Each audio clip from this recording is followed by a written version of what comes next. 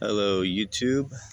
I just wanted to come on here and talk about a couple dreams I had last night and a dream I had a couple days ago, and how I believe that the Lord was speaking to me through these dreams, and, um, and just a lesson that He wants me to learn and that He wants other people to learn. So I don't know if He wants everything that I wrote down to be talked about or not. So I'm just going to go ahead and read everything that I wrote down in my little dream journal that my buddy Jeff has given me. So I'll just go ahead and get into it. I rebuked a lot of demons in my dreams last night.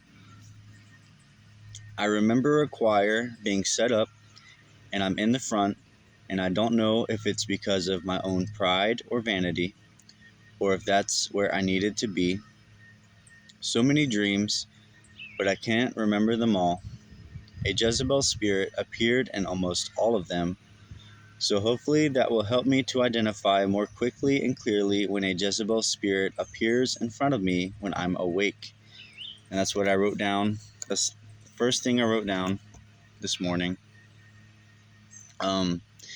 So when this choir was being formed, it's like everybody was hesitant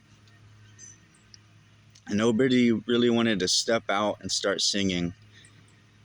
And nobody really started to sing until I started to sing first. And then once I started singing and I had no fear and I was just praising the Lord, that's when everybody else started to start singing with me. And that's going to tie in to the next part that I wrote down.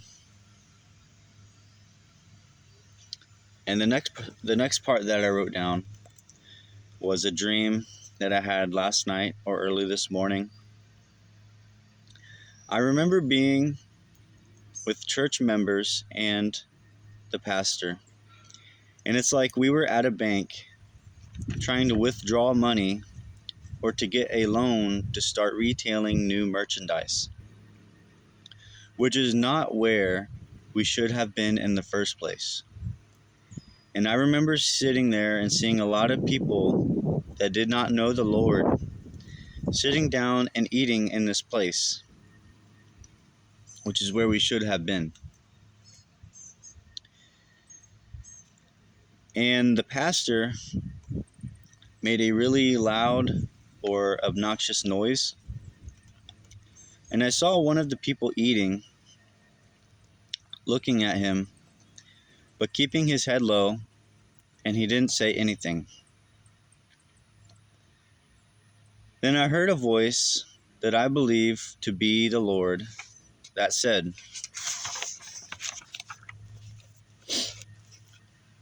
well, hold on. And I can't quote it, unfortunately, word by word, but I'll try to do as best I can to paraphrase.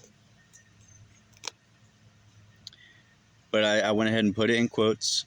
So the voice said, nobody will boldly stand up for the Lord.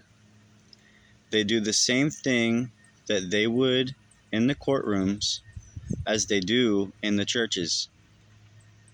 Whenever a government official or a pastor is out of line, everybody keeps their heads low and looks at one another to see who will stand up and say something first. Until this changes, do not expect that great of a revival.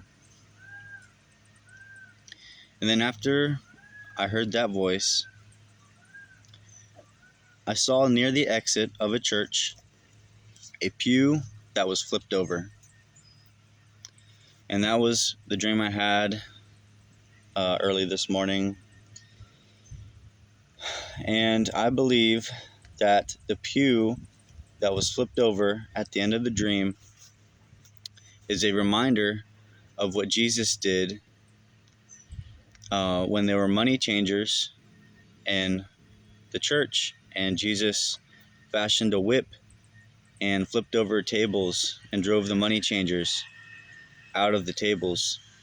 And I believe, I'm not telling anyone that this is what they need to do, but I'm trying to say that if God is telling you, or if He's revealing to you that there are these money changers in the churches, what I am saying is that He wants you to be bold and to stand up for Him. That's what I am saying. And I went ahead and I remembered a dream that I had a couple days ago, so I went ahead and wrote this down this morning as well, because I believe that this all ties in together. So a couple days ago, in a dream, there was a guy who thought he was better than the rest of the Christians because he belonged to a certain church, and I'm not going to name the church. But I told him that it's not even about what church you go to. It's about whether or not you're talking to him and he's talking to you, and that you love him. And after I said that, someone from the crowd in the dream gave me a smile of affirmation. And then I woke up from that dream. And so if you watched my last video, I talked about these voices that I heard, and they all sounded like the same voice. And I told you 3 out of 4 of the voices, because I could not remember the third, what the voice said the third time. But I'll go ahead and recap that. So the voice before that said these 4 things, the first thing the voice said was, don't drink coffee. And that was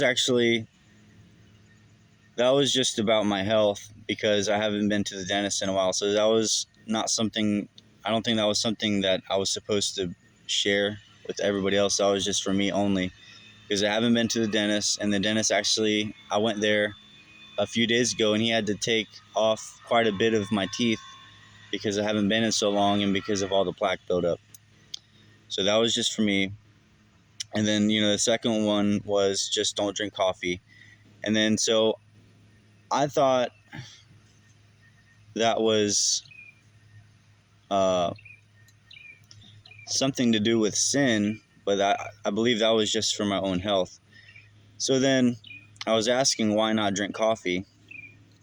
But so the third thing the voice said was, trying to correct me on the matter, was, it's not even about what you put into your body.